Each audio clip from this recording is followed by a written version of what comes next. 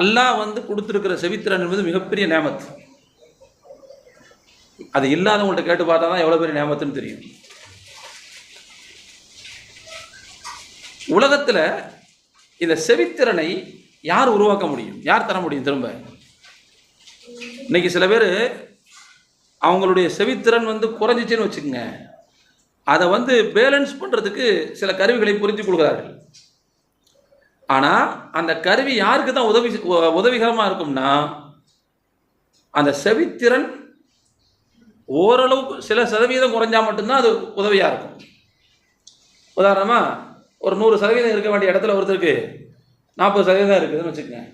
இவர் என்ன செஞ்சுக்கலாம்னா, அந்த கருவியை பொருத்தி ஒரு 80% ஆக்கிற முடியும், ஒரு 100% ஆக்கிற முடியும். இப்போ செவித்திறன் எத்தனை % குறையுதோ அதை மேம்படுத்திக் கொள்வதற்கு தான் கருவி உதவி செய்யும்.